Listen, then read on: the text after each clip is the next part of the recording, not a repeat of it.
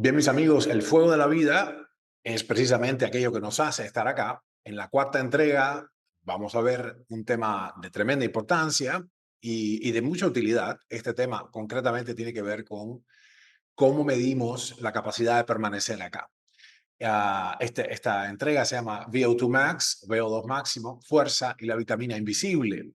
Y la razón de que le hemos llamado así es precisamente porque la clave acá está hay dos marcadores en pugna, vamos a verlos de inmediato, las ideas directrices, los conceptos nucleares que vamos a ver ahora son, primero, la importancia misma del VO2 Max, de VO2 Max, aspectos de la fuerza y la regulación autonómica de crítica importancia si vamos a permanecer en este planeta, el riesgo de ejercitar demasiado, que es directamente una contención de nuestro laboratorio con fundamentos biogerontológicos y una fórmula cuantitativa para tú que estás acá puedas aplicar con seguridad lo mejor de ambos mundos. Vamos entonces a avanzar con nuestra presentación de hoy. Y ver estos asuntos. Recuerden, vamos a intentar volcar el contenido fundamental, que es la base de la discusión posterior, de vuestras preguntas, y la perspectiva, más allá de lo fascinante que es esto, la perspectiva tiene que ser pragmática para avanzar con esto. So, VO2 max, como definición, es la tasa máxima de consumo de oxígeno durante el ejercicio intenso. Esto es muy sencillo, es la tasa máxima de consumo de oxígeno durante el ejercicio intenso. Es una suerte de medida de, ok, ¿cuánto puedo gastar? Esto se hace con un aparato especial, con una tecnología especial. Y ustedes, por ejemplo, ahora si tomamos una respiración profunda, ¿cuánto entró ahí? Bueno, entró del volumen que yo he podido inspirar o aspirar, ¿no? X volumen, X litros, más o menos el 21% de eso es oxígeno, el resto es nitrógeno y después algunos gases nobles, vapor, polvo, etcétera, polen en suspensión en el aire. Asumiendo que vives a la altura del nivel del mar. Mis amigos de La Paz, Bolivia, o de, qué sé yo, de Quito, bueno, tienen otras circunstancias, en México también, etcétera. Ciudad de México. Asumiendo que es 21%, bueno, el cuerpo absorbe, intercambia esos gases y después cuando exhala, básicamente devuelve dióxido de carbono, vapor, etcétera.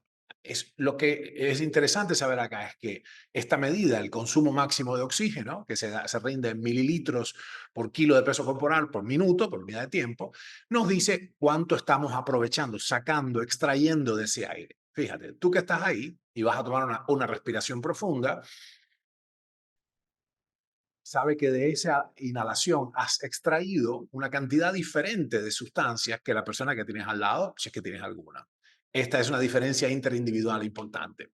Como te decía, el modo en que se construye esta métrica es un modo bastante sofisticado. Tienes que capturar, se hace con un clip nasal, tienes que capturar todo el aire que entra y sale, la ventilación, la fracción del oxígeno que se mide en este caso es precisamente lo que nos da esta prueba, el VO2 max o sí, volumen de oxígeno máximo, ¿no?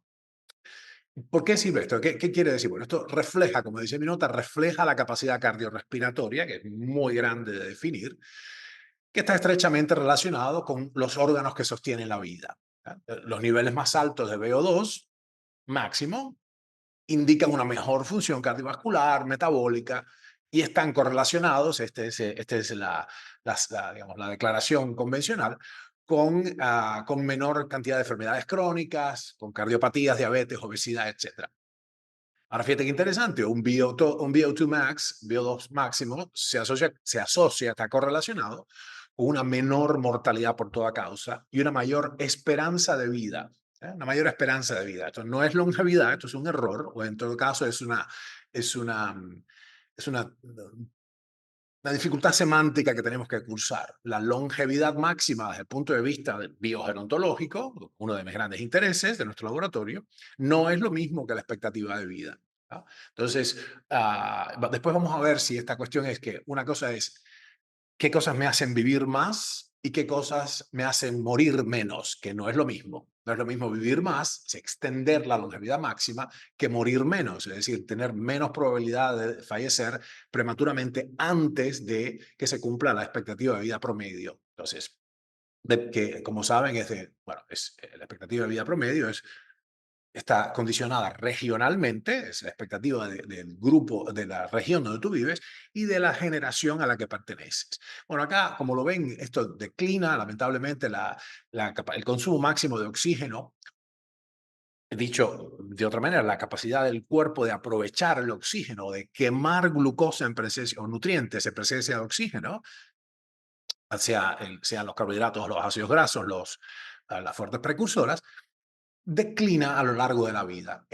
Como ven acá, esto está expresado, qué sé yo, de entre 10 y 80, arguablemente con 10 mililitros por kilo por minuto de consumo de oxígeno, virtualmente no se puede vivir, no se puede ni levantar del suelo, de la silla. Y como ven, a lo largo de las décadas o de los quinquenios, en este caso, declina sistemáticamente. Pues vamos a ver las mediciones que hemos hecho nosotros, que difieren un poco, nuestra visión difiere un poquitico de la visión normal, pero esto se sostiene. Como ven, declina, y es una declinación que pareciera lineal. Lo que hemos visto, como ves, esta línea no es lineal, sino que se acelera, es una declinación exponencial. ¿Tiene sentido esto? La declinación de la capacidad de consumir y usar apropiadamente el oxígeno declina exponencialmente. La línea que ven ahí de puntos es la línea que se llama la línea de la dependencia o la independencia, es decir, cuán capaz eres de sostenerte por ti mismo o por ti mismo a lo largo de los años. Bueno, como ven acá, la persona entrenada, bueno, obviamente tiene un mayor pasar, porque incluso si vive en la misma cantidad de años, esto es lo que es, lo que es particular, incluso si viven el mismo número de años, la habilidad que tienen durante esos años es muy diferente, ¿no? ¿Qué implica? Vamos a ver, a desgranarlo un poquito, porque se habla de esto a mansalva, pero no entendemos qué hay detrás. ¿Qué implica esto del consumo de oxígeno? Ok, quisiera entrar por el punto más alto de todo esto, es el trabajo de Otto Heinrich Warburg, es un premio Nobel. Am, Francamente se merecía 2 premios Nobel por todo el conjunto de sus increíbles aportes. Y en este caso, una de las inferencias fundamentales que podemos hacer del consumo de oxígeno es que esencialmente es la diferencia entre desarrollar cáncer y no desarrollar cáncer. Es decir, la cuestión es, en tanto todos los tejidos y órganos pueden mantenerse, es mucho más complejo que lo que estoy diciendo, ¿no? Para los que ahora se han despertado, recién se enteraron de que hay una cuestión profundamente metabólica ligada acá al cáncer y no genética. Llevamos más de 20 años en esto, así que welcome. Es mucho más complejo que solamente el aspecto metabólico, hay aspectos inflamatorios, hay aspectos inmunitarios, es muy, muy complicado. Pero claramente, si yo puedo mantener, como ustedes ven, la correlación entre la caída en el consumo de oxígeno por el cuerpo y la probabilidad de padecer cáncer son inversas y proporcionales, está muy ligado. Bueno, acá, ¿qué pasa con esto? En la medida en que yo pueda mantener a mis tejidos oxigenados y la capacidad de procesar, de producir energía en presencia de oxígeno alta, la probabilidad de desarrollar un cáncer es infinitamente menor. Infinitamente menor. Infinitamente quiere decir 3 órdenes de magnitud más pequeña, o sea, 3 ceros, ¿no? ¿Se entiende esto? Entonces, acá de hecho les estoy poniendo lo que ven en pantalla, es un video nuestro que se llama Anaerobiosis facultativa, está en YouTube. Y lo que describe es precisamente la conducta de las bacterias. Esto fue establecido primeramente por Louis Pasteur y hay anaerobios estrictos, aerobios estrictos y después hay anaerobios facultativos en el medio que se pasan para una u otra modalidad de producir energía en función del ambiente. Muy bien. ¿A qué viene esto? Viene a cuenta de que el VO2 Max tiene ese carácter predictivo, entre otras cosas, porque precisamente nos informa de las probabilidades de padecer, de contraer la segunda causa de muerte en el mundo civilizado. Y además porque la capacidad precisamente de bombear para que el oxígeno sea consumido en los tejidos, alguien tiene que llevarlo hasta allí. Pero ese transporte que implica la bomba cardíaca, implica la distribución vascular, implica ahora como veremos un poquito más, am, eh, digamos, la difusión del oxígeno a través de las membranas ya en los tejidos, y todo esto nos habla también del corazón. Así que el VO2 Max debe su tremendo poder predictivo a que trabaja, predictivo acerca de la probabilidad de permanecer con vida, quiero que lo entiendan de ese modo, en base a que precisamente lidia con 2 de las 3 fundamentales causas de muerte. La tercera causa de muerte, como ya creo que saben, si está siguiendo nuestro canal, es la iatrogenia, es decir, a pesar de todo lo que nos ha dado la medicina contemporánea, que es la medicina moderna es increíblemente útil, ha sido para la humanidad muy útil y bajó mucho la mortalidad en general, hoy constituye la tercera causa de muerte. Morimos mucho menos que en el siglo XIX, pero la tercera razón por la que aún morimos es la medicina misma. Más adelante vamos a dedicarle una comunicación a esto porque nuestros médicos están azorados, ¿no? Por supuesto. Acá, ¿qué implica de todo esto? ¿Qué hace falta para que sea consumido ese oxígeno? El oxígeno, recuerden, es el aceptor final de los electrones. En esta cadena transportadora de electrones, en este proceso de extraer energía contenida en los enlaces de los alimentos para el uso del cuerpo y las funciones fisiológicas, el oxígeno cumple un rol de catcher, es el aceptor final de los electrones. Bien, fantástico. Vamos a ver entonces, ¿qué hace falta para que esto se produzca? Primero, un intercambio de gases. Este intercambio, esta ventilación, sucede en el fuelle pulmonar. Segundo, el bombeo cardíaco. Tengo que mover el carrier, el transportador de la sangre, tengo que moverlo eficazmente. Ok, ¿y ese carrier cuál es? Tercer punto, abundante hemoglobina necesito. Bien, fantástico. ¿Qué más necesito? Un buen árbol vascular, como un árbol frondoso. Esto se conoce como densidad vascular y es el lecho vascular. Es la suma total de todos los milímetros cuadrados de capilares que tienes en tu cuerpo. Esto se puede mejorar. De hecho, el ejercicio mejora sustancialmente se crea una suerte de neovascularización, o sea, aumenta la cantidad de vasitos sanguíneos al final del recorrido. Ok, la sangre llegó, el oxígeno transportado en la sangre llega a los tejidos, se baja de la sangre, porque la sangre no entra hasta las células. Ustedes saben esto, la sangre irriga un espacio que se llama el intersticio.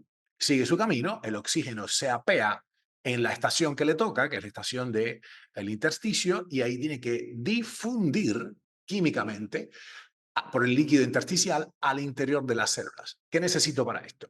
Membranas celulares permeables. Membranas celulares permeables. Ok, ya está el oxígeno dentro de la célula, en el citoplasma. ¿Qué hace falta ahora? Mitocondrias funcionales. Ahí es que se tiene utilidad el oxígeno. Cualquiera de estas cosas que falte, si estoy mal de los pulmones, si el bombeo cardíaco es deficiente, si no tengo hemoglobina, si estoy anémico, si la densidad vascular mía es pobre, el sistema vascular está lastimado, por pocos capilares. Si las membranas celulares están atascadas porque comes grasas incorrectas, básicamente aceites poliinsaturados corruptibles, en vez de las grasas que nos formaron como especie, y finalmente si tus mitocondrias no son funcionales, esto se afecta. ¿Entienden esto? No es solo una cuestión cardíaca, estamos claros, no es solo el corazón acá el asunto. Todos estos elementos que he descrito dispersos en la literatura, son exactamente lo que necesitas o sea, son contribuyentes directamente para el consumo de oxígeno. Así que estás midiendo todo esto acá. Y si cae tu VO2 máximo, de hecho, como le mostré recién, cae con la edad de manera regular e incluso pasada cierta edad de manera supraexponencial, ¿por qué cae? ¿Cuáles son los contribuyentes? ¿Por qué cae el consumo de oxígeno? Bueno, todas estas cuestiones, en particular las cuestiones cardíacas, y la función mitocondrial son directoras acá, son directrices, asumiendo que tienes buenos vasos sanguíneos, membranas permeables y abundante hemoglobina. ¿Tá? Lo que quiero contrastar acá entonces y es la clave un poco de lo que venimos a comunicar hoy, es que el VO2 max, fascinante como en mi opinión, inferior a la fuerza como marcador, la fuerza directamente. Así que, por varias razones que describiré en un minuto más, es súper importante entender que la fuerza funcional distribuida en el cuerpo es un marcador formidable y que nos da de pasada todos los beneficios que el propio VO2 max puede conferir. Ciertamente son medidas diferentes, pero como veremos un tiempito más, esto es posible medirlo apropiadamente. Veamos un minuto qué pasa acá. Si yo tengo, por ejemplo, la manera de medirlo es un dinamómetro, o ya veremos qué, hay otras maneras. Yo tengo acá, vamos a ver si lo puedo prender, si funciona, tiene pilas, sí. Esto es un dinamómetro para medir la fuerza. Voy a tratar de hacer fuerza con la mano, sin mayores pretensiones, pero aquí va. Ok, ¿qué nos dio? Nos dio 115, 115 libras. Bueno, fantástico. No, no, no, no, no. le puedo meter más, pero se me deforma la cara. Asumiendo que tienes este aparatico que es muy fácil de conseguir, am, acá tenemos una suerte de proxy de cómo andamos, ¿no? De cómo andamos. ¿Será que esto es buenísimo, es lo mejor de todo? Esto un poquito mejor, 121. Am, no. ¿Y será que entonces la fuerza prensil, si bien es un buen indicador, sería una ruta para mejorar la salud? No. Si yo no gano nada haciendo más ejercicios de manos. En este caso, la fuerza prensil, fuerza del agarre, es un próximo, es un indicador accesorio indirecto de qué he hecho con el resto del cuerpo. Pero hay pruebas funcionales mejores para medir esto, ¿no? En todo caso, esto es una cosa muy sencillita y es la diferencia de hacer, fíjense, en vez de ir a un laboratorio, hacer el VO2 max y todo esto, básicamente lo hago con un aparatico o una serie de mediciones muy sencillas, am, caseras incluso, que se pueden hacer para estimar la fuerza.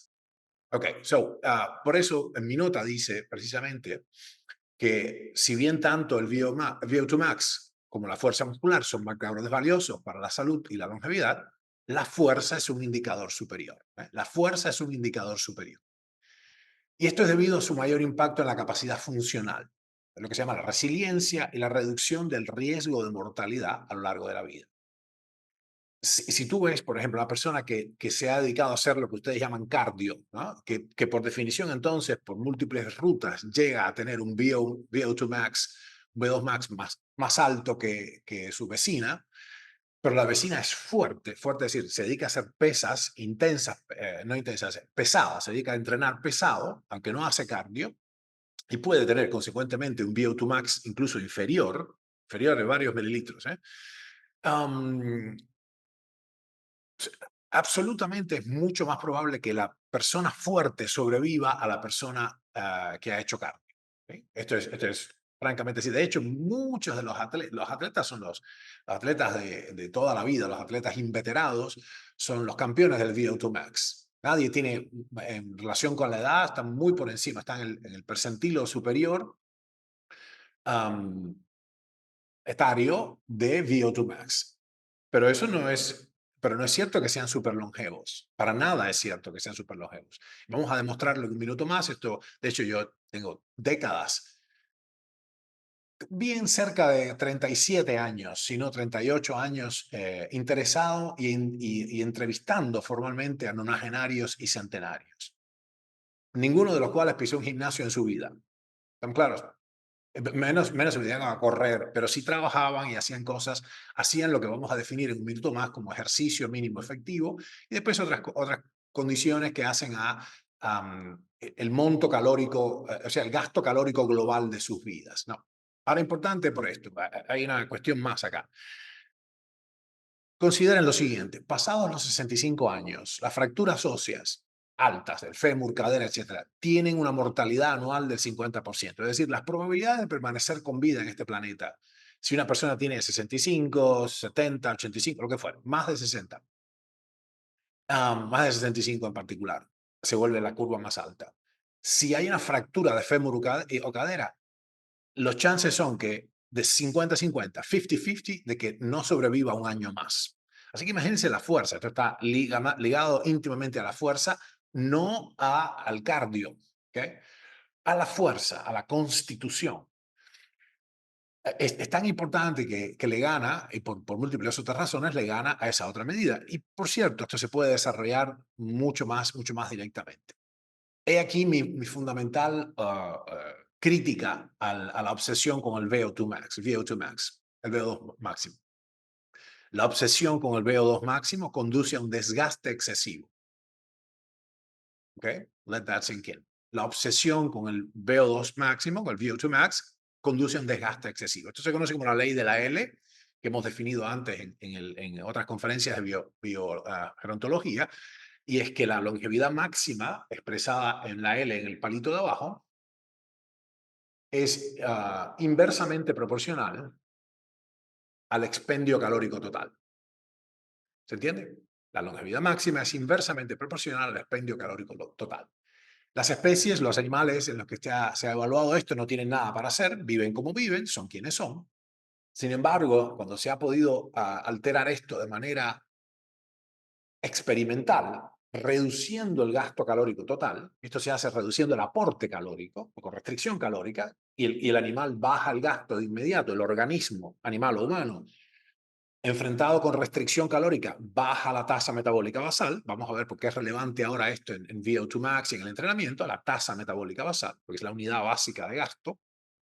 Esto prolonga la existencia. Entonces, en vez de tener esta circunstancia donde gasta mucho y vive poco, gasta menos y vive más. ¿Vale? Entonces, el problema está, si yo tratando de perseguir el vellocino de oro, de tener un VO2 max de atleta de 35 años, ahorita voy para 59, tenemos un rollo, porque entonces estoy desgastando el organismo, más allá del wear and tear, ¿cómo se dice? Del desgaste el desgaste y rotura de mi organismo, porque hay un impacto, el ejercicio tiene un impacto, en particular correr y ese tipo de cosas. Estoy además incurriendo en es una herida metabólica, si se quiere. Estoy acortando mi existencia por el simple hecho que estoy usando mucho la máquina. Acuérdense la ley de la L. Posiblemente le puedan sacar una foto a esta cosa. El concepto entonces surge, si la fuerza es tan fabulosa como he dicho y baja la mortalidad por toda causa, si la fuerza es indispensable para permanecer con vida en este planeta, pero el exceso de desgaste me lastima, esto me lleva por fuerza, lógicamente, al concepto de ejercicio mínimo efectivo. En otras palabras, ¿cuál sería la cantidad satisfactoria que me permite robustecerme de entrenamiento de fuerza que tiene el menor impacto gerontológico, digamos, ¿no? Bueno, hay toda una disposición, eso, hay programas nuestros que específicamente enseñan esto. Yo les voy a dar al final, como les dije, una pequeña fórmula que es muy sencilla, cuantitativa, de cómo sería tener lo mejor de los dos mundos. Y después podemos ver otras cuestiones. Pues, el entrenamiento, la verdad es que no hay ninguna duda acerca de esto. Nosotros entrenando podemos mejorar el balance entre el simpático y el parasimpático. El conjunto de estos dos am, haces nerviosos, que estas dos vertientes, yin y yang del sistema nervioso central, en particular el sistema nervioso autónomo, ¿no? Hay dos sistemas, de la vida de relaciones y del uso interno del cuerpo. Bueno, esto se llama sistema nervioso autónomo, ¿no? O SNA. Ok, el ejercicio sistemático y correcto mejora el sistema nervioso autónomo que se encarga de controlar el medio ambiente interno. ¿No? El medio ambiente interno, o el ambiente interno más exactamente. Esto es lo que el genial experimentador, un poco el padre de la fisiología experimental, es, básicamente determinó como el milieu intérieur. Este es Claude Bernard, el increíble experimentador Claude Bernard. Para que tengan una idea de la pericia de Claude Bernard, hay experimentos descritos, muy, muy técnicamente descritos en los, eh, en los papers originales, en los tratados originales, am, que son tremendamente difíciles de replicar incluso con la tecnología moderna, porque este hombre tenía una pericia quirúrgica tan grande para clipar arterias y hacer capilares. Es increíble lo que hizo con recursos, fíjense ustedes, están escribiendo con pluma de fuente, o sea, esto hace un par de siglos. Así que bueno, el concepto del milieu intérieur, ¿no? Del medio interno, no como los médicos que acá presentes piensan que el medio interno son, qué sé yo, ah, los electrolitos, etcétera, ¿no? El medio interno como concepto global de mi ambiente interior, todos los jugos internos. Básicamente lo concibió Claude Bernard, aquí presentado, y la homeostasis, lo que tienes que llevarte de acá, es que los sistemas internos tuyos y el sistema nervioso autónomo, que son dos haces diferentes de fibras para cada órgano, si tienen dos diferentes clases de inervación, cada uno de los órganos, unos aprieta y otros relajan. Entonces tiene fight or fly, o sea, pelea o escape, y el otro lado, digestión y reparación. Estas dos cosas tienen que estar bien. El ejercicio nos da de inmediato una mejora del tono autónomo, el sistema nervioso autónomo mejora, y es posible, esto se expresa en algunas medidas, por ejemplo, el tiempo de recuperación. Después de hacer un ejercicio máximo, ¿en qué tiempo vuelves al estado basal? o, como ya sabes seguramente, la variabilidad de la frecuencia cardíaca. Yo no me obsesionaría con esto. La variabilidad de la frecuencia cardíaca es muy particular de cada uno, y lo que es interesante no es que te compares con otro, sino que te compares contra ti mismo o contra ti misma a lo largo del tiempo. ¿Sí? Y esencialmente, mientras más estrecha la variabilidad de la frecuencia cardíaca, que se expresa en milisegundos, más apretado está el cuerpo, menos flexibilidad tiene, está más cerca de la disautonomía. ¿Ok? En general, nuestro laboratorio, las medidas que hemos hecho a lo largo de las últimas décadas, nos dan esto, nos da que en vez de decir, ok, declina el VO2 máximo a razón de 1% por año a partir de los 25, es una manera de expresarlo, o decir, declina, qué sé yo, 10-12% cada década, nosotros lo que vimos es que la declinación es exponencial y las tasas porcentuales que dan son más o menos esto. Partiendo de los 40 años, perdemos 5%, 8%, 12% y 16% en cada septenio. Cada 7 años se pone peor la cosa de esta manera que vimos, ¿no? Así que se puede poner bastante mala la cosa. Y esto, por supuesto, se puede contrarrestar de alguna manera con los ejercicios que hemos dicho, ejercicios de fuerza en particular, ¿no? Habíamos dicho antes, esto es, vamos a estimar ahora, ok, se entiende que si tú haces una cierta cantidad de esfuerzo, esto es lo que a mí me parece peligroso de la noción del VO2 max, hay que consumir oxígeno, gastar oxígeno. Esto es, los influencers y los investigadores, no investigadores, pero los médicos más famosos que tú puedes conocer, algunos de ellos, están todos errados en este aspecto. Todos erran de lo mismo. Hay que consumir más oxígeno, incrementar el gasto, acelerar el metabolismo. Ajá. Y vas a durar menos, por las razones que ya expliqué, por la ley de la L.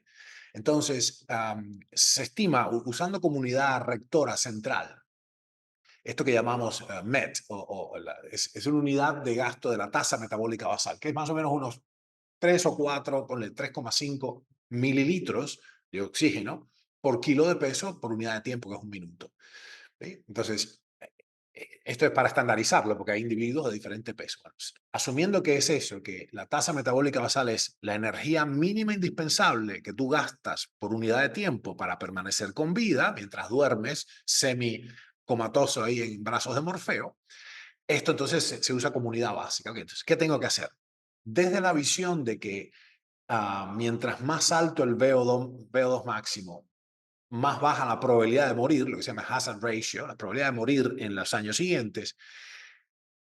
Y que la gente, incluso yo he visto médicos que piensan que esto sube, médicos atletas, que sube, que la relación entre el impacto en la baja de la mortalidad y el VO2 máximo sube de manera monótona y no para nunca, no hay una curva sigmoidea, nada de eso. Esto es un profundo error. Esto es la manera de matarse corriendo. ¿Se entiende? Por eso estoy haciendo básicamente les confieso, por eso estoy haciendo esta comunicación. Porque es un error ejercitarse de más. Básicamente te gastas. Entonces, estas medidas acá, fíjense, caminar, trotar, hacer yoga tántrico, pesas, ejercicio intenso, ¿cuántos METs o cuántas unidades? Imagínense, para correr 1500 metros en un tiempo particular, que si 10 minutos, necesito unos cuantos METs, ¿no? Entonces, bueno, vamos a ver qué es eso. ¿Qué es eso? Vamos a preguntárselo por ahí, se lo podemos preguntar a la inteligencia artificial, a ver qué nos dice, a ver si quiere. Y vamos a preguntarle a Grok, por ejemplo.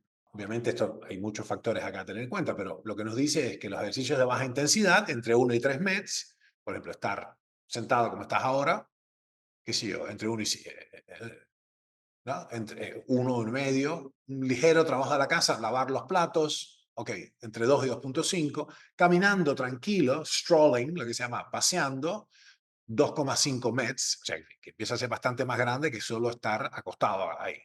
Ahora, ejercicios de actividad moderada, qué sé yo, yoga, un yoga clásico, entre 2,5 y 3,5 METs. Recuerden, un MET se refiere a la tasa metabólica basal, ¿no? Basic Metabolic Rate, o BMR. Bueno, ya corriendo a cierta velocidad, entre 8 y 10 METs, montando bicicleta a 14 millas por hora, ya 10 METs, nadando vigorosamente, también entre 6 y 10 METs, aeróbicos, etcétera, ¿sí? Escalando una colina arriba, unos 9 METs y así. Bueno, y hay ya actividades sumamente demandantes, que hacer pesas, por ejemplo, entre 3 y 6 METs. Es interesante que gastas menos hay menos gasto metabólico, pero tienes un efecto, un impacto metabólico diferente. ¿Se acuerdan? Como hemos discutido, la gente dice las calorías no existen. No, no. Son una importante visión termodinámica del trabajo del cuerpo, entendiendo lo de las calorías, que es una determinada convención. Esto no es que sea lo único que hay. ¿Cuál es el problema de contar calorías para, qué sé yo, perder peso excesivo? El problema es que no considera el valor energético de los alimentos, el power contenido en los alimentos, pero no su impacto metabólico. Por eso habíamos explicado antes que dos platos de comida, por ejemplo, un plato de espagueti y un bife con grasa, asumiendo que tienen la misma cantidad de calorías, si lo medimos, son isocalóricos, tienen el mismo aporte calórico, pero no son isometabólicos, es decir, no producen el mismo impacto en el cuerpo. ¿Se entiende? Esto está claro, está clarísimo. Mutatis mutandis, es decir, trasladando ese mismo concepto a nuestra discusión de hoy de los METs, no todos los gastos metabólicos, no toda la exerción, no todo el esfuerzo tiene el mismo impacto.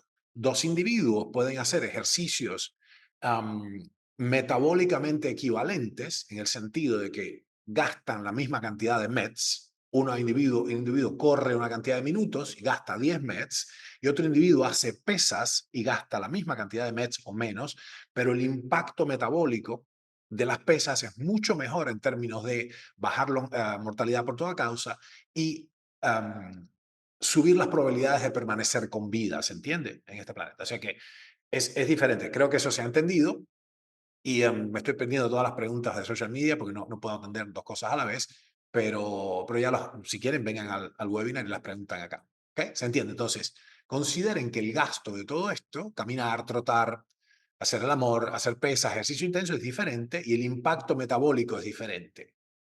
La equivocación de hacerlo en términos de consumo de oxígeno y cuánta cantidad de METs por semana tengo que hacer, cuánto trabajo tengo que acumular. Es una visión atlética. De hecho, este sesgo, escúchenme bien, los influencers por ahí, este sesgo y los profesionales de salud, con respecto al VO2 máximo, al consumo de oxígeno, a la tasa, hay que apresurar el metabolismo. De hecho, hay muchachos muchachas, no sé bien, pero hay una persona viva que nos hemos comunicado algunas veces por Instagram, cuyo handle es acelera tu metabolismo, acelerar el metabolismo. Bueno, hay muchos que se llaman así. Esto es un error. Obviamente la declinación del metabolismo expresado en una declinación uniforme del VO2 max es un rasgo de la senescencia, del envejecimiento, pero eso no implica para atrás que acelerar el metabolismo tenga resultados inmediatamente positivos. De hecho, probablemente acelera nuestro deceso, ¿no? Déjeme entonces establecer las bondades de lo que he venido a declarar acá. La fuerza como biomarcador.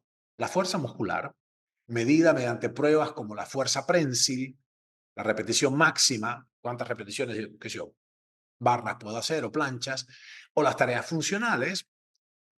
Tareas funcionales puede ser, por ejemplo, si cuántas veces me puedo poner de pie en un minuto, desde acostado completamente hasta de pie en un minuto, con diferentes recursos, ¿no? Con la edad vas a tener que poner las manos, no las manos, dependiendo de si las rodillas están bien o no, pero una tarea funcional. O pues, subir unas escaleras, por ejemplo. Estas mediciones de fuerza reflejan la capacidad de generar power, W en física, ¿se acuerdan? Trabajo, y mantener abundante tejido muscular útil. Noten que lo pongo así, tejido muscular útil, no masa muscular, porque no todas las masas son iguales, ¿estamos claros? Hay músculos más voluminosos pero más pobres. Los que hemos hecho algún deporte de contacto, de combate, por ejemplo, sabemos que no todos los individuos, o sea, el volumen del contrincante no determina la potencia de la pegada, del agarre. ¿Okay? La persona puede tener más masa, pero ser más débil, directamente menos fuerza. El asunto acá es la fuerza.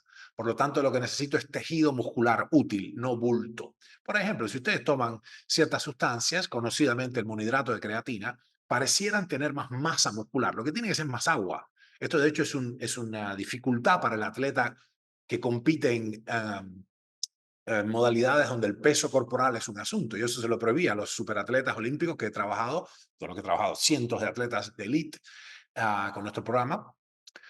Y es un error, es un error. Es un ergogénico, ahora está de moda de vuelta la creatina, hace 30 años hemos hecho las observaciones seminales de esto, y para mí es un error usarlo, en particular si tienes que dar peso. Ok, entonces, tejido muscular útil, la fuerza como biomarcador. En mi opinión, chicos de social media, see you later, así me puedo dedicar a esto, nos vemos, gusto. Am, en mi opinión, decía, mantener la fuerza tiene claras ventajas sobre el consumo de oxígeno. Claras ventajas, claro.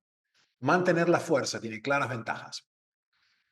La primera de ellas tiene mayor aplicabilidad. O sea, la fuerza es esencial para las tareas cotidianas. Por ejemplo, llevar una compra, subir las escaleras, y esto hace más relevante a la fuerza que la capacidad aeróbica por sí sola. ¿Se entiende? Segundo, es más fácil mantener la fuerza que el VO2 máximo. La fuerza se puede conservar o mejorar con el entrenamiento de power, el entrenamiento de resistencia, no de carrera de resistencia, sino de lo que se llama resistance training, entrenamiento a la fuerza, oposición a la fuerza. Incluso en edades avanzadas, y hay muchos estudios de esto en nonagenarios, sube la fuerza de los nonagenarios, nonagenarios que tienen más de 90 años, 90 o más. Y tiene un menor deterioro la fuerza en comparación con el VO2 máximo. ¿Sí? Entonces no hay, yo sé, algunos de ustedes que son muchos que son atletas lamentan el declinar del VO2 máximo, pero créanme cuando les digo, desde el punto de vista estrictamente biogerontológico, que es mucho mejor tener fuerza funcional que capacidad aeróbica. Let me say that again. Es mucho mejor conservar y desarrollar la fuerza funcional que la capacidad aeróbica. Otra ventaja de esto es la accesibilidad, como lo dijimos, la accesibilidad a la fuerza como biomarcador, la fuerza prensil o las pruebas funcionales sencillas, como ya les digo, levantarte del suelo, son formas fáciles y económicas de evaluar la fuerza, a diferencia de las pruebas complejas de laboratorio del VO2 max. Y beneficios sistémicos, el entrenamiento de la fuerza, como te dije al principio, estimula, que no es que incrementa, o sea, hace apto el metabolismo, mejora la salud ósea, arguiblemente es la única manera de preservar los huesos, y la resiliencia mental, esto tiene que ver con un factor no solo psicológico, sino fisiológico también, mediado por una secreción que se llama BDNF, ¿no? Brain Derived Neurotrophic Factor, o sea, factor neurotrófico derivado del cerebro. Esto ofrece en general un impacto más holístico para la longevidad que el enfoque solamente de cardio, el VO2 max, lo que he estado defendiendo toda la mañana. La fuerza es claramente superior. Voy a sacar una foto de esto. La fuerza supera al VO2 máximo como biomarcador de longevidad porque favorece directamente la independencia funcional. Fíjate un minuto, la independencia funcional. Reduce la fragilidad, mitiga el deterioro de la salud muscular y ósea. ¿Okay? Una observación que todos hemos hecho es que si sobrevivimos a todos los escollos de lo que en mi laboratorio llamamos la fase A, que es como un campo minado, entre los 50 años y los 60 y pico, o 70, si sobrevivimos esos 20 y pico de años, más o menos 75 es en el grueso de los países del mundo habla hispana, es la expectativa de vida al nacer, ¿no? Hoy. Si sobrevivimos esos escollos ahí, es súper importante entender que lo que nos mata es la fragilidad. De ahí en más lo que nos mata es la fragilidad. Pero es importantísima la fuerza. Bueno, dice mi nota, si bien el VO2 máximo es valioso para la salud cardiovascular, sus beneficios están menos relacionados con las exigencias prácticas del envejecimiento. ¿Y qué es esto? ¿Qué son las exigencias prácticas del envejecimiento? Aquello que necesitas en tu vida. Tú no necesitas en tu vida correr una maratón. Eso es un lujo que se dan algunas personas mayores, ¿no? Necesitas hacer las tareas sustanciales para tu vida diaria, ¿no?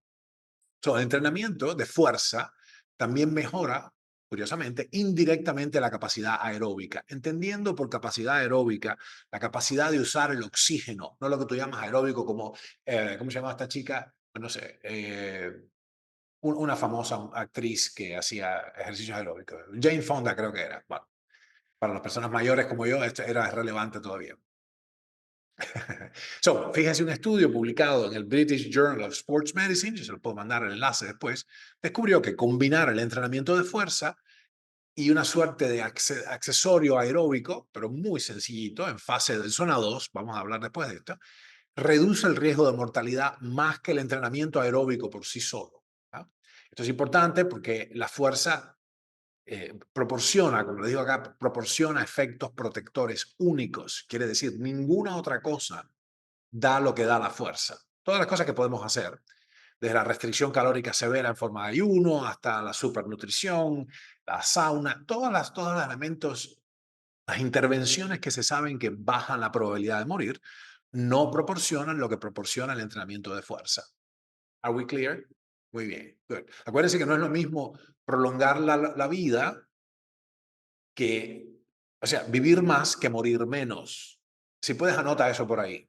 Después, si lo vas a usar, ten la amabilidad, por favor, tengan la amabilidad de reconocer la fuente. Todo lo que hacemos nosotros, casi todo está en el dominio público, es para que lo usen, pero éticamente no es muy lindo cuando ustedes usan los materiales descubiertos por mi laboratorio y expresados por mí y no reconocen la fuente. Se lo digo a los amigos, con amigos como estos, ¿quién necesita enemigos?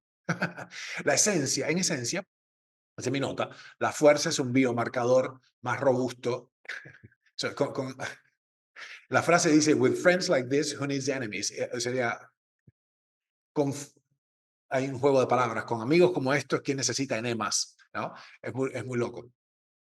With friends like this, who needs enemas? Anyways, en esencia, la fuerza es un biomarcador más robusto, versátil y práctico. ¿Okay? La fuerza es un biomarcador, la fuerza como un biomarcador.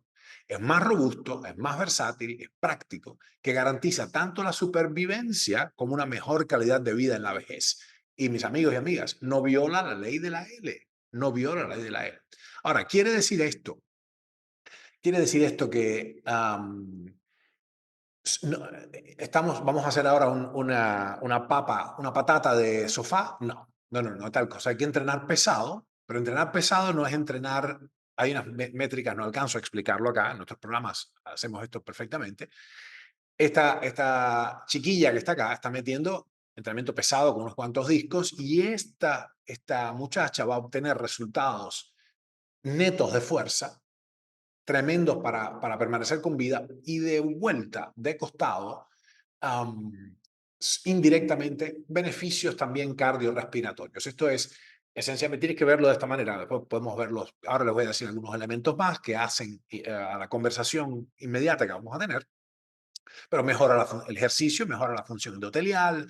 Como dije, mejora el sistema nervioso autónomo, curiosamente, porque hay un elemento yin-yang, como describí al inicio, donde si estás más capacitado, te entrenas para ejercer fuerza activa, también automáticamente te puedes relajar más. Entonces, y finalmente hay una cuestión con la función mitocondrial. El entrenamiento sistemático de fuerza mejora la función mitocondrial, entre otras cosas, y esto se expresa de inmediato en la hipertensión arterial, que es como descubrió mi laboratorio, es directamente la causa primaria de la hipertensión arterial, es la disfunción mitocondrial. O sea, una caída en el output o en el desempeño energético de las mitocondrias. ¿Okay? Vamos a hablar del término desempeño para los médicos, científicos y profesionales de la salud presente. El término gasto cardíaco a mí me parece horrible. Es una mala traducción. En inglés decimos cardiac output. El output no es gasto, es lo que produces, es el desempeño, es lo que generas, no lo que gastas. Obviamente tienes que gastar para producir, pero el desempeño cardíaco.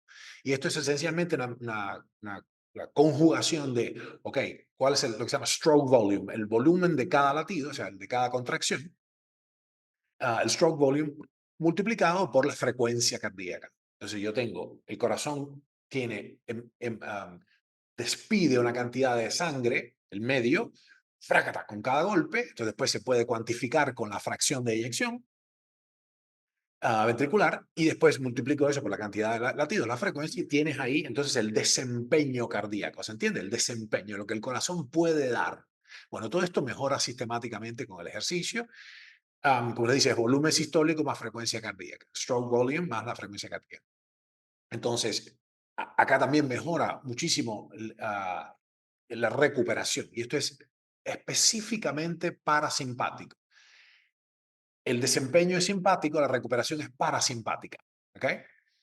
o como me dijo una deportista, la recuperación es antipática. Los sistemas nerviosos son simpáticos y antipáticos, porque no le gustaba mucho descansar a esta atleta. Anyways, mientras más rápido es la recuperación tras un esfuerzo máximo, mayor el trabajo del nervio vago. Es decir, esto es una indicación de que si te recuperas rápido, la parte vagal de tu sistema nervioso autónomo está mejor, ¿no? El nervio vago, como mencioné al principio, es responsable, o quizá no, es responsable de la variabilidad de la frecuencia cardíaca, que sí mencioné, incluso de suprimir, qué sé yo, estos latidos raros, extrasístoles, fibrilaciones y falla ritmogénica. O, por cierto, no quiero dar un paso más sin recordar que el problema de entrenar como un caballo para subir el VO2 max accesorio, el otro problema, además de incurrir en un pecado metabólico fundamental que tiene que ver con el gasto, con el monto calórico total, global, produce un cambio en la arquitectura del ventrículo, produce una hipertrofia. Y la hipertrofia, aguántate a la silla, predispone a la falla cardíaca súbita, o sea, la muerte súbita por falla cardíaca. Eso se llama una falla arritmogénica, una fibrilación. ¿Lo escuchaste bien? Los corazones inmensamente densos, que son producto de forzar al cuerpo una enorme cantidad de ejercicio, son, son proclives a la falla ritmogénica. Como seguro habrás escuchado, la gente se cae como palomas en el medio del ejercicio. So, la variabilidad de la frecuencia cardíaca, que ahora es posible conseguirlo, cuando yo arranqué en esto era imposible medirlo directamente, salvo con equipos muy sofisticados, pero es una circunstancia, tener que estar todo alambrado, conectado, y es una circunstancia, digamos, es difícil hacer ejercicio realmente conectadísimo, ¿no? Pero la variabilidad de la frecuencia es un indicador de la eficiencia vagal, que se llama el tono vagal, ¿verdad? Como dije ahorita, no es importante la comparación interindividual, no te compares con otros en la BFC, sino contempla nada más que la mejora personal en comparación con el inicio de tu propia variabilidad del programa, ¿no? Al inicio del programa, ¿cuál era tu variabilidad? Así que con esto vamos, son medidas interesantes. Uno de mis mentores, José Ramón López, que por cierto, como fisiólogo, le pasa el trapo a todas las figuras que ustedes ven ahora brillando por ahí, le pasa el trapo por la robustez de su visión, pero un ingeniero además, ingeniero y fisiólogo, José Ramón López, y un maratonista era además, de hecho fundó fundó una sociedad que se llama, un club de maratonismo deportivo que se llama el Andarín Carvajal. Este hombre falleció. Encontré ayer una foto, no la voy a mostrar ahora, me voy a poner a llorar, y lo cual no es bueno pedagógicamente. Encontré una foto de él a los 85 años, que él no se fue de Cuba nunca, ¿no? Y la mirada, bueno, este es un hombre, bueno, vivió un poco más, después un año más de eso, o dos. Es decir, y él fue un maratonista inveterado. Nuevamente, lo hemos visto muchas veces, correr no es particularmente bueno para la longevidad. Te hace vivir mejor, pero no te hace vivir más. Esa es la diferencia entre maximum lifespan, longevidad máxima, ¿no? Y expectativa de vida. ¿Estamos claros? No es lo mismo vivir más que morir menos. Entrenar te hace morir menos. Para vivir más hay que hacer otras cosas. So, espero que esto esté claro, si no me lo preguntarán. Entonces se considera que trabajar a ciertos múltiplos de mi MET, mi unidad de tasa metabólica basal, se correlaciona con una mayor probabilidad de supervivencia en años siguientes. El error de este concepto, o la deficiencia, como vimos, es que si gastar METs es bueno, entonces me voy a poner una meta semanal de gastar 150 METs, y esto entonces me termina destrozando porque me rompe, de hecho, el kilometraje se gasta, ¿no? El gasto metabólico al entrenar, ya estamos por ponernos a discutir estas cosas, ver los Q&A. El gasto metabólico al entrenar se estima en múltiplos de la unidad de tasa metabólica basal. Esto, como les dije, es una MET, ¿no? Para ponerlo en perspectiva, ya se los había dicho antes, 10 METs equivalen a correr, que son 1500 metros en 10 minutos. Es un importante esfuerzo. Este mismo esfuerzo, este mismo consumo se puede hacer en más tiempo. Esto es lo que cambia es la intensidad, ¿entiendes? No es ejercicio extenso en lugar de intenso, intenso en términos de METs por hora, y tienen diferentes impactos metabólicos, como ya discutimos. Esto, acuérdense que uno de los riesgos importantes, esto lo veo todo el tiempo en el laboratorio, es un de hecho, una remodelación del músculo cardíaco que incluso permanece, es una remodelación persistente después de que el atleta se jubila. ¿Ok? Bueno, finalmente los chinos tenían razón. Es para la longevidad, entendiendo que una longevidad eficiente, vivir muchos años y tener presteza, digamos, disponibilidad, fitness, probablemente es mejor hacer ejercicio que desde el punto de vista del cardio no te suben el B2 Max, VO2 Max, pero sí garantizan la fuerza en particular. Los chinos no son nada bobos del tren inferior. Fíjense que esta persona no tiene, no se ve, de hecho tiene una pose delicada, ¿no? Y acá, sin embargo, fíjense el cuádriceps de este señor, que debe tener 60 y pico, fíjense el cuádriceps qué masivo es, justamente donde hace falta que lo tenga. Oh, my kung fu is superior. Yeah, oh, tu kakatai. Oh, perdón, no quiero ofender, no voy a ofender a nadie, es una broma. I'm sorry. Si hay alguna persona china, 这位先生，对不起，对不起，我想中国文化很有意思。Bueno, me acabo de disculpar en mandarín, así que fíjense entonces cómo sería. 90% en zona 2, esto es una cosa que han desarrollado fisiólogos contemporáneos, como Íñigo San Millán, con quien compartimos un escenario, una suerte de mesa redonda hace un par de años. am, convocados por el doctor Sergio Abanades, no me acuerdo la tercera persona, pero estamos Íñigo, yo y una persona más, hicimos ahí, dimos cátedra un poquito para los médicos en el Congreso Europeo de Medicina Integrativa. Pero es interesante que el sesgo, este es el problema, el sesgo de los fisiólogos y científicos y médicos que son atletas es el sesgo de más VO2 es mejor.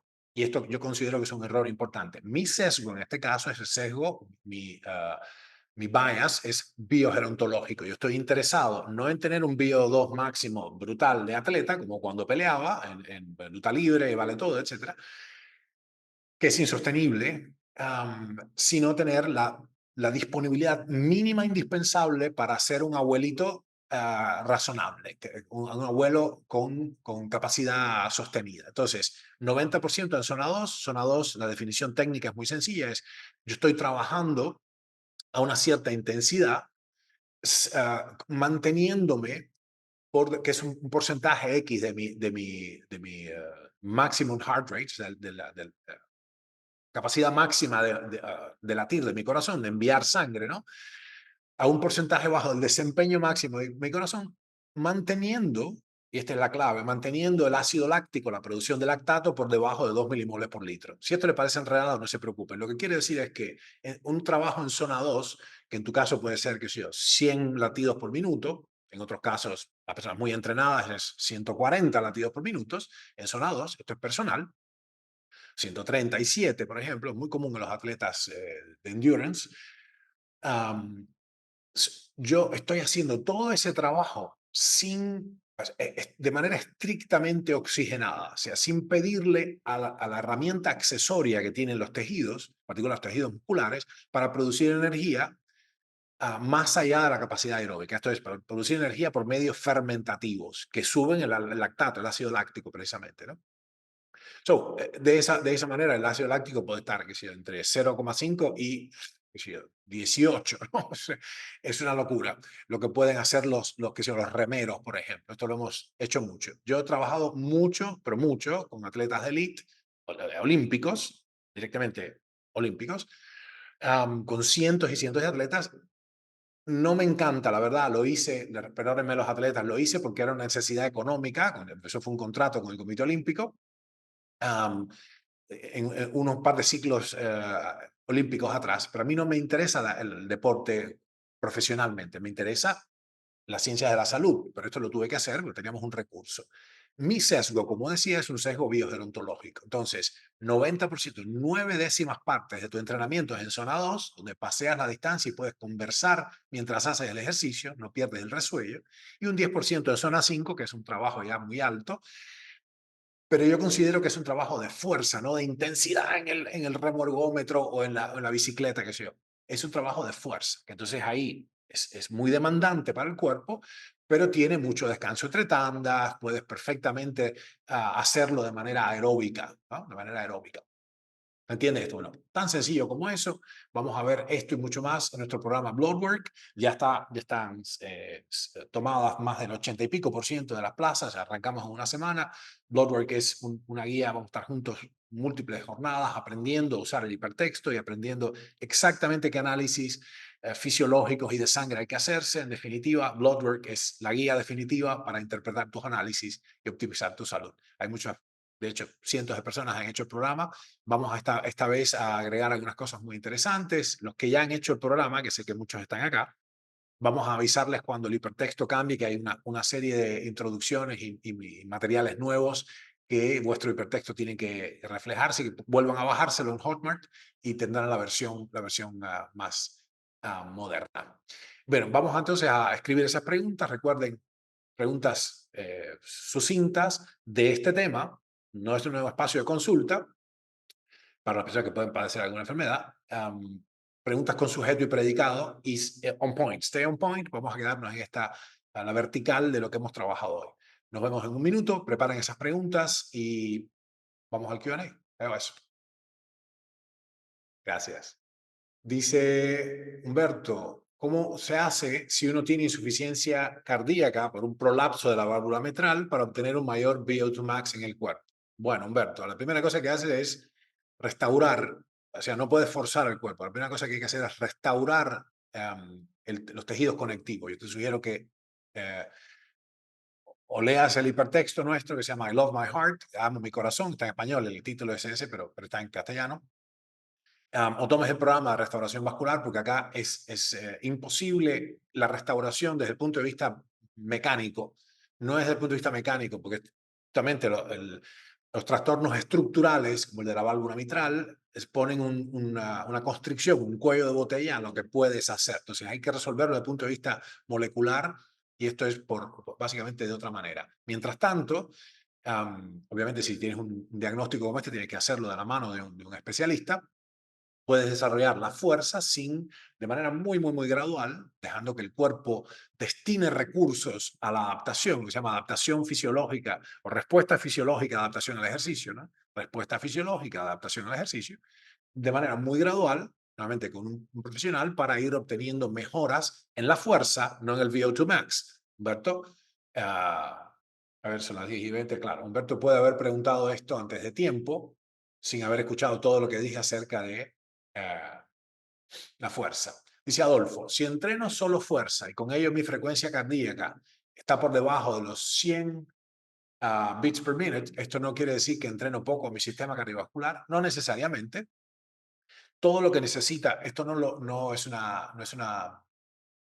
concepto mío, es un concepto del doctor Moorhouse, el fisiólogo de la NASA durante décadas, donde eso es todo lo que necesitas desde el punto de vista cardiovascular, es decir, desde el punto de vista de la eficacia del corazón como bomba, todo lo que necesitas es lo que estás diciendo. Sí, hay que verlo en tu caso, no sé, no me dices nada con 100 bits per minute, porque no sé cuál es tu edad, por tu edad más o menos creo que me acuerdo, tus circunstancias, cómo estás de salud, y cuál es tu frecuencia metabólica en reposo. Digamos, hay muchas cosas para saber. Asumiendo ah, que esto es zona 2, está perfecto hacerlo en zona 2. De hecho, es la manera directa, esto es uno de los hallazgos fisiológicos recientes, entrenar modestamente en zona 2, de manera completamente aeróbico. Aeróbico quiere decir que no incurres en la vía, la glucolítica fermentativa, que produce ácido láctico, está mediada por la láctico deshidrogenasa, una enzima muy importante que medimos todo el tiempo. Eso es una manera de irte mejorando. Así que está perfecto. Eh, no, muy largo. Hacer mediciones periódicas de carreras, el tipo de inclinación en el tiempo. Sí, hay muchas cosas para hacer, Adolfo. Tienes que consolidar estos conceptos primero. Am, dice Benjamín, recientemente tuve una cirugía de varices y me extrajeron la safena interna magna izquierda. Varices periféricas, la pregunta. Bueno, habíamos dicho, consultas médicas no hacemos acá, no es el espacio. Yo no soy médico, por otra parte. Escríbeme, Benjamín, para poder trabajar en esto, porque no quiero hacerlo así a la carrera. Seguramente te podría ayudar con algún consejo de algo, técnicamente, fisiológicamente. Ajá.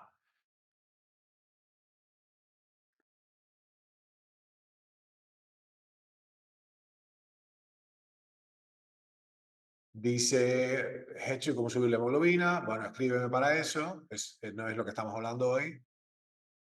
Dice Marina, hey, ¿cómo se mide la variabilidad de frecuencia cardíaca? Bueno, se mide, hay algunos aparatos para medirlo, muchos gadgets modernos. Yo uso Apple Watch para verlo, pero después Garmin, hay muchas tecnologías que son útiles. Am, s- yo sugeriría para los que quieren hacer esto, de todas maneras, no me van a hacer caso y quieren hacer, digamos, volverse más técnicos en cuanto a la frecuencia y la frecuencia de trabajo, etcétera, que usen un brazalete de estos del pecho, no los que son de muñeca, porque tienen muy alta tasa de error los medidores de muñeca, los wristbands. En cambio, el pecho bueno, es muy útil. Dice Mario, ¿cuándo va a estar disponible el debate con David Sinclair? Está disponible en YouTube, si pones Ernesto. A ver, vamos a hacerlo ahora mismo. Este es un debate acerca de hecho, yo debatí en vivo y en público, a David Sinclair y a Dan Buettner, el de las zonas azules, el David Sinclair del M&M, porque están diciendo paparruchas y básicamente me parece sumamente inmoral lo que están haciendo. Y los debatí en público y de pronto se acabó. El debate iba a durar una hora y se terminó en media hora y me enteré al salir de ahí, fue en México, que la moderadora del debate era la mujer de David Sinclair, con lo cual evidentemente todos pensaban, no hicieron bien el trabajo los organizadores, no se lo hicieron, pero no sabían que yo era claramente opuesto. O maybe they did. Quizás sí lo sabían. Vamos a ver en YouTube. Ah, ya les muestro un minuto esto que dice, que pregunta Mario. Vamos a ver. eh, ya les muestro un segundito la ruta si lo pueden encontrar. Este debate es interesante porque son algunas ideas de importancia que se trabajaron allí. Esperen un minutín. Vamos a ver. En mi canal lo buscan como Sinclair, por ejemplo. Puede ser así. Sinclair, vamos a ver si sale. Ahí está. Debate entre David Sinclair y Dan Buettner y Ernesto Prieto. ¿Right? Esta es la moderadora que resulta que era la consorte de David. Come on. Aquí está. ¿Lo tienen? Debate entre David Sinclair, Dan Buettner y Ernesto Prieto Gatacos. Boom. Seguimos. Está gratis ahí. Dice Carlos. Hey, con el ejercicio con sobrecarga. Utilizo solo ejercicios básicos, press de banco, despegue, sentadillas, dominadas, colgadas, etcétera. Sí, Carlos, yo que te conozco, porque has tomado varios programas con nosotros, gracias por la confianza, tú vienes de hacer ejercicio como un endemoniado. Entonces, menos es más. Acuérdate que hay muchos problemas que han surgido como producto del exceso de ejercicio. Entonces, los ejercicios básicos, estos que has descrito, son interesantes, pero después también hay algunos de lo que se llama functional strength, fuerza funcional, donde hay cosas muy particulares. Yo favorezco, pues no son muy lineales y hay muchas fascias y músculos internos que no se desarrollan. Es mejor ejercicios que sean más complejos, ¿no? Pienso yo, pero sí son los clásicos. Dice Edgardo, dice, me perdí una parte, pero te pregunto, ¿el aguantar la respiración es una medida del VO2 max? No, te perdiste la parte en que lo describí. No, el VO2 max es consumo máximo de oxígeno. VO2 max. Volume, oxygen maximus. Sí. Entonces se hace en las condiciones de laboratorio, porque tiene que capturar, el operador tiene que capturar todos los gases que entran y salen del sistema, del pulmón del sujeto, ¿no? Para entender qué se consumió y qué no se consumió.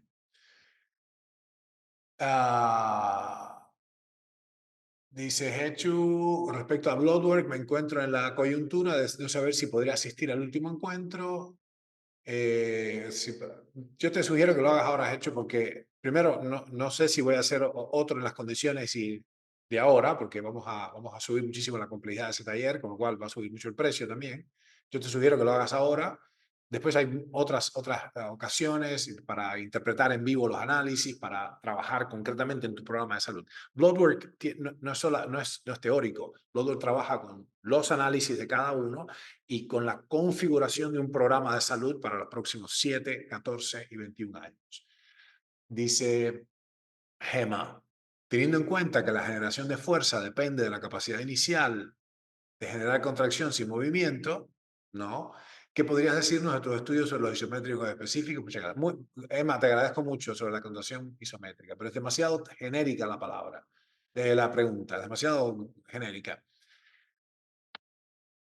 La calidad de mi respuesta va en consonancia con la precisión y la calidad de la pregunta. Entonces, lo que te puedo decir es que los isométricos son muy buenos. Nuestro laboratorio tiene un track record de 30 años, 32 años, usando ejercicios isométricos, o sea, estáticos, para el tratamiento de la enfermedad, la prevención y tratamiento de enfermedades. Así que son muy buenos. Es todo lo que te voy a decir porque tu pregunta no me deja decirte más nada. Dice Roberto, ¿cómo mejorar la biogénesis mitocondrial a través del ejercicio y la nutrición? Es un problema. Eh, hasta cierto punto el ejercicio, la intensidad del ejercicio promueve la biogénesis no mitocondrial, como es obvio cuando sube el VO2 máximo, pero me doy cuenta, Roberto, y ahora esta pregunta la hiciste a las 11:05, con lo cual creo que ya si estabas desde el principio ya habías visto lo que dije. Esto es un error hacerlo de esa manera. O sea, va a aumentar la biogénesis mitocondrial con ejercicios intensos y frecuentes, pero esto tiene todos los inconvenientes que describí. La otra manera de hacerlo es simplemente con ayuno prolongado en exceso de 72 o 96 horas. La biogénesis mitocondrial se puede desarrollar dramáticamente con el ayuno profundo. Recuerden, ayuno profundo le llamamos en mi laboratorio. ¿Okay? El modo en que se llama esto normalmente es ayuno prolongado. La frase ayuno profundo es un invento mío. Todos los que están usando esto, ustedes ya saben, lo han copiado. O sea que está perfecto, ningún problema, pero sepan la fuente. Dice Sergio,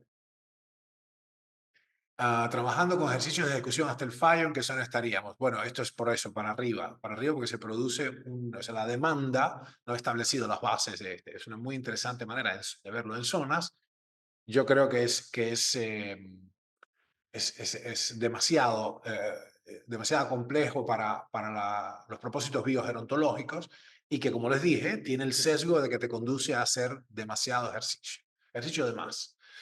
Así que, pero sí, es bien alto, bien alto. El fallo que se refiere Sergio, gracias por la pregunta, es el fallo muscular, que es concretamente que el ácido láctico producido por la glucólisis la escisión de la glucosa en dos piruvatos y su combustión hacia o sea, fermentativa, no respiratoria. Tiene respiración y fermentación son dos maneras diferentes de obtener energía. Es fermentación de la glucosa en este caso.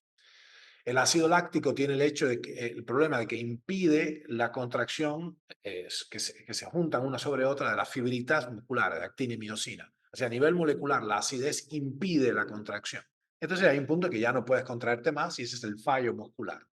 ¿Okay? Entonces, por definición, Sergio, cuando esto pasa, has estado violando el umbral, o sea, superando el umbral aeróbico mucho, mucho, mucho, con lo cual estarías técnicamente en zona 5.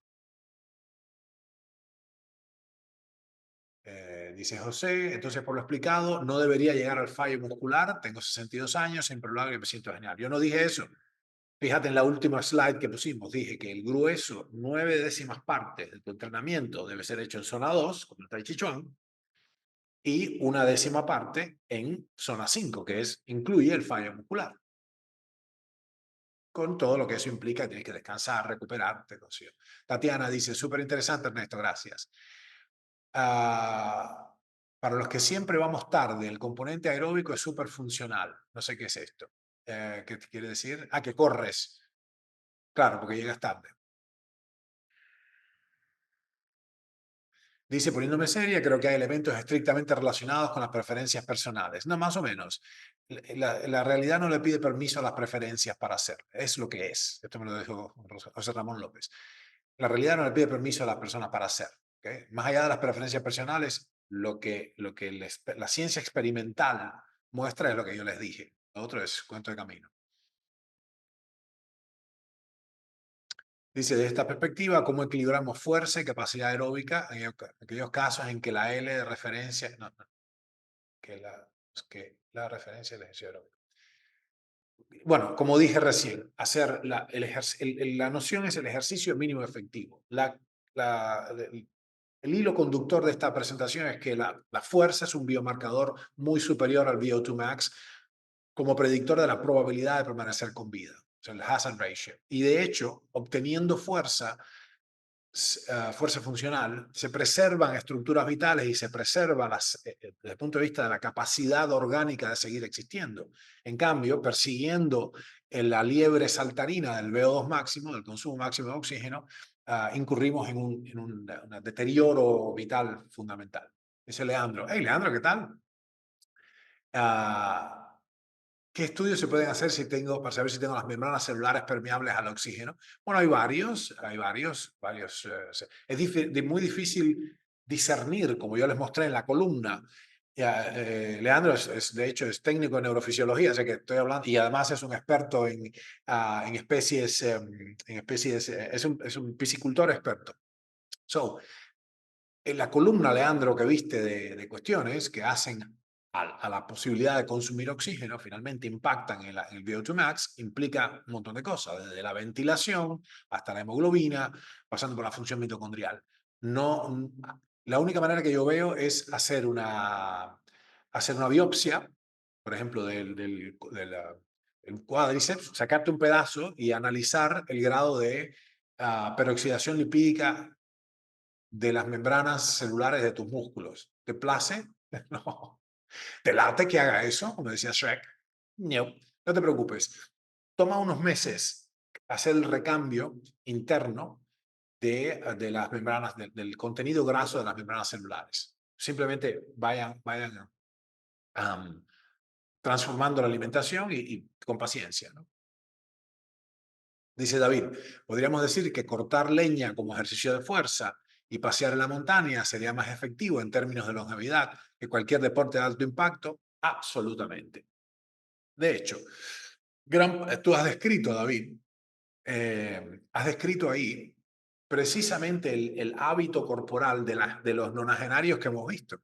Los nonagenarios, ustedes saben que se mantienen, que se puede hablar con ellos todavía, porque hay personas muy ancianas que están recluidas, 2/3 de los nonagenarios y centenarios. Escuchen esto, toda la cosa de las zonas azules y todo esto, que es bastante fue hábilmente hecho, muy hábilmente hecho por este hombre, por Dan Buettner, pero esencialmente es un embuste. En todo caso, la explicación, las zonas azules hay una concentración un poco más alta que la media de personas mayores de 90 y 100 años, en un sitio geográfico en particular. Eso puede ser que sea una observación, hay mucha trampa metida en el medio, puede ser que una observación que se mantenga, estos puntos calientes de la longevidad, pero lo que es completamente injustificable científicamente es a- alegar que eso es porque comen una dieta así o asado, porque hacen tal cosa, porque la comunidad, todo este es el disparate de las zonas azules, que esto es un negocio de este hombre. De hecho, es un negocio, lo vendió el negocio de las zonas azules, lo puedes mirar ahí a los adventistas del séptimo día, y vende básicamente, cuando haces clic en la sección ciencias, te va a un sitio de viajes turísticos, es una entidad turística, para ir de viaje a las zonas azules, y es una cosa increíble, completamente falso lo que dice. Dice Anabel, ¿cómo se puede medir la fuerza en casa? Anabel vuelve a ver la presentación, lo expliqué, hay ejercicios funcionales, hay el dinamómetro, hay varias cosas, se puede medir perfectamente.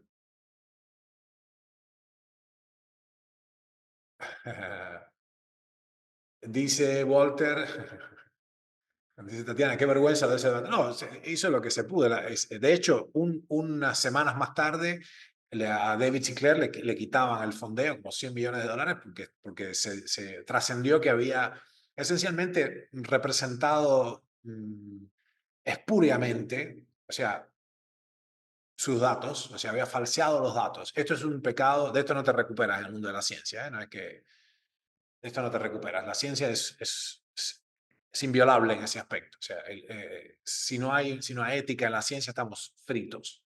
Por eso es que fue tan difícil lo que pasó en el 2020 en adelante, ¿no? Dice Sandra,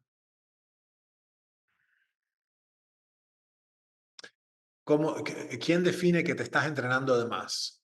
Es decir, si pasas un tiempo largo de entreno, el cuerpo pasa a otro nivel y luego a otro nivel, ¿cómo se determina? Bueno, la cuestión acá es lo que tienes que entender. Hay unas determinaciones, no las voy a explicar acá porque depende, no sé quién eres, no te he visto. Entrenar de más o de menos es predicado sobre quién es el individuo, qué edad tiene, qué objetivos tiene, qué quiere lograr, etcétera, ¿no? Y básicamente, desde el punto de vista biogerontológico, no deportivo, solo es necesaria una cierta tasa de fuerza, una cierta capacidad funcional. En exceso de eso, puedes lucir más linda, tienes más marcados los abdominales, o puedes dar un puñetazo y derrumbar a alguien más fácilmente a los 60. Tienes capacidad, preservas capacidad de knockout. Ajá, muy bien, fantástico. Es innecesario. Hay que ser, por ejemplo, para estar, qué sé yo, para jugar al básquetbol profesionalmente hay que ser suficientemente alto. Pero that's it. Más allá, ser más alto por encima de cierto nivel no confiere ventajas adicionales. ¿Entiendes? Tener suficiente fuerza es imprescindible para permanecer con vida. Más allá de cierto nivel, que es el nivel funcional que describí en la conversación, por ejemplo, llevar las compras, subir las escaleras, cargar a tus nietos, básicamente levantarte de la cama, bañarte solo a los 80, es en exceso. Eso es lo que sería la definición.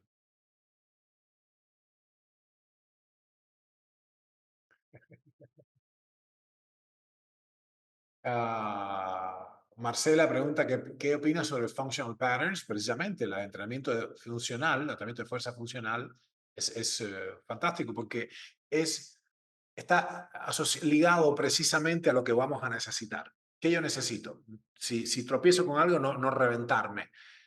Right? Entonces, ¿y qué necesito? Poder moverme, entrar y salir del auto, hacer mi vida a los 70, 80, 90, 100. Para eso hace falta fuerza funcional. Walter está preguntando algo sobre la coenzima Q10 que no tiene nada que ver con lo que estamos viendo hoy. Pero en este caso, como en todos los demás sustancias que son condicionalmente esenciales, en función de la edad, hay que tomarlos. Sí. Esto hace, bueno, quizás tangencialmente tiene que ver con el trabajo de hoy, porque parte de, como dijimos, de la lista de factores que hacen al consumo de oxígeno, a la capacidad de operar aeróbicamente celular, es la cadena transportadora de electrones, una de cuyos enzimas, uno de cuyos transportadores electrónicos es la coenzima Q10 o ubiquinona. Así que a tomar nomás.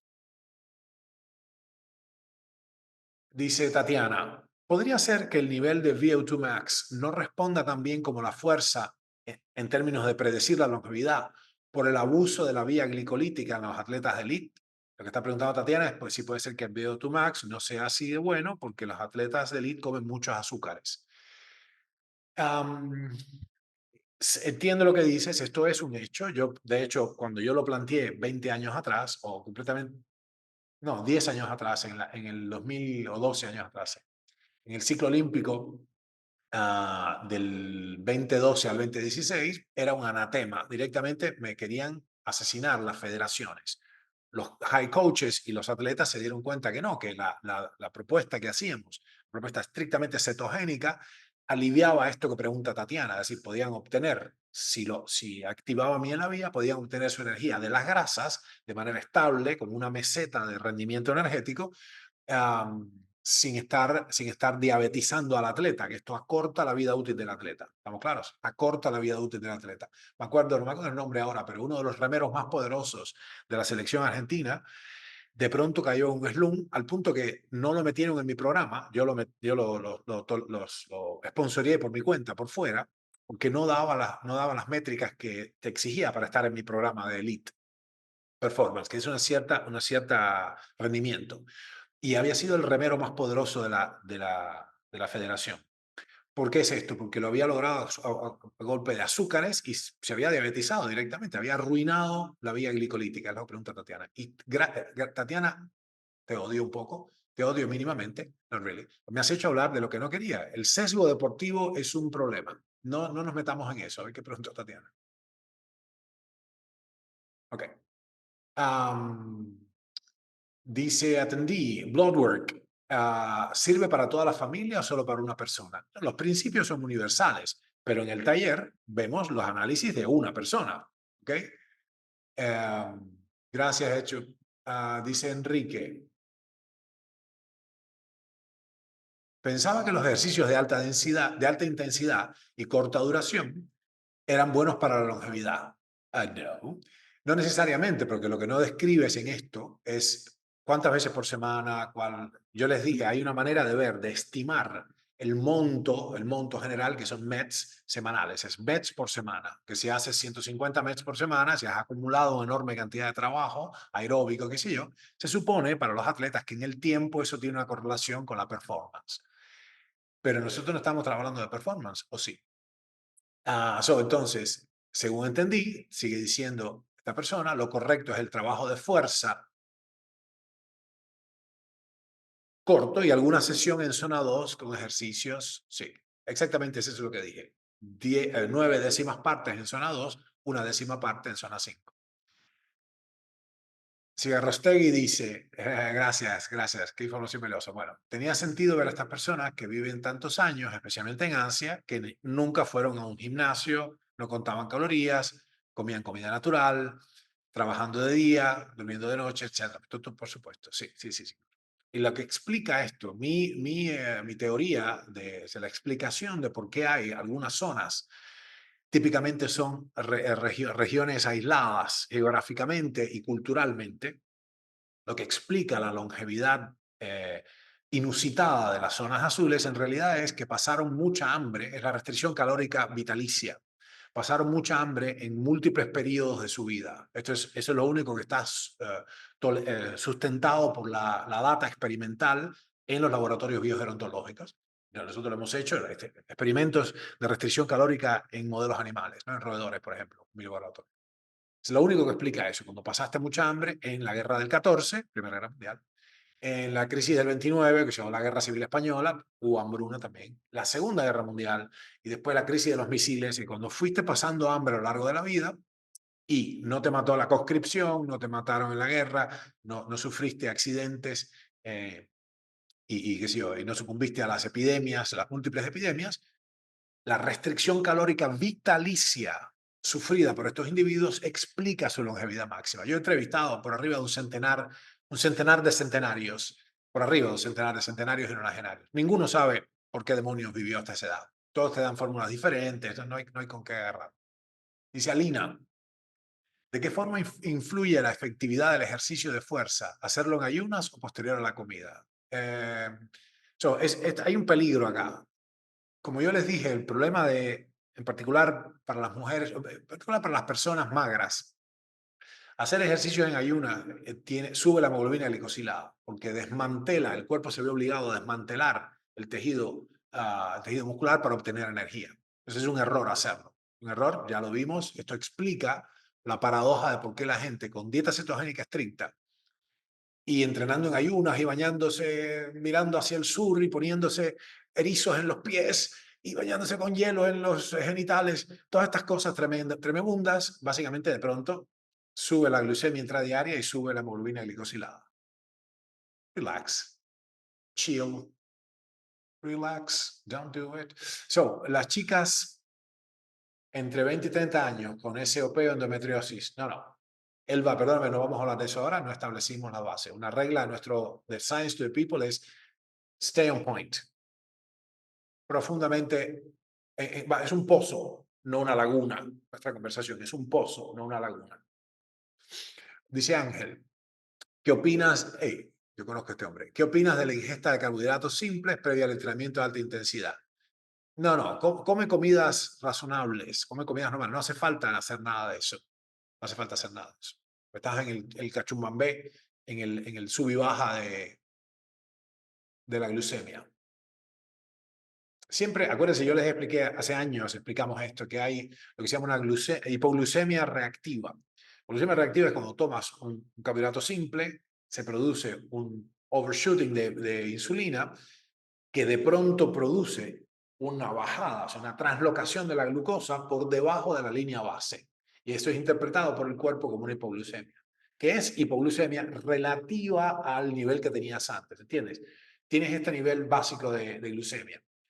Sube la glucemia mucho, la insulina le da un bajón y el resultante neto es que tienes un nivel más bajo que tenías una hora antes y eso te marea. Dice Sabrina, gracias, estuve 3 años entrenando fuerza y resistencia, CrossFit, para ser más exacta. Hoy conocimiento adquirido, estoy entrenando patrones funcionales y es espectacular el cambio. Sí, sí, totalmente. Lo importante acá es entender el impacto a largo plazo. No estamos pensando en cómo romper récords. Una persona con un atleta de combate o de tenis con un VO2 max de, qué sé yo, 57, 50 mililitros por kilo por minuto. Va a pasear la distancia con un atleta de la misma categoría, del mismo peso, etcétera, que tiene 40. Por supuesto, si no, no lo queda antes en el primer minuto. Pero eso no es lo que estamos hablando. Estamos hablando de su impacto, del impacto del VO2 max o de la fuerza como marcadores independientes de la probabilidad de permanecer con vida. ¿Ok? Ok, muy bien. Benjamín, gracias. Escríbeme al mismo mail que nos diste, o sea, con el que te va a llegar por lo que nos diste. O sea, es go@ernestoprieto.com. Dice Walter, lástima que llegue tarde. Ok, gracias. Gracias a ti. Gracias, Cita. All right, guys. Bueno, creo que cubrimos algunas cositas. Creo que un par de preguntas quedaron sin responder. Después veo ahí que se puede remediar al respecto.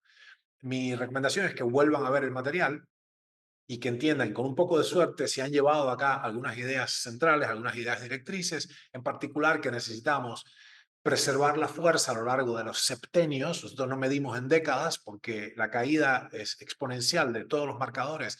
Nos parece que una década es demasiado, y esto hay una cierta ley antigua, que es la ley de las octavas, que nos conviene más, es mucho más realista medirlo en septenios a partir de los 49. 7 veces 7, 49, y a partir de ahí los septenios. En el último septenio de vida, Dios mediante a los 97 años, o que sea, los 104, yo tengo que estar haciendo ciertas cosas funcionalmente necesarias para vivir una vida digna, y eso no tiene relación con el consumo de oxígeno, sino tiene relación con la fuerza funcional. Ojalá que haya servido. Nos vemos.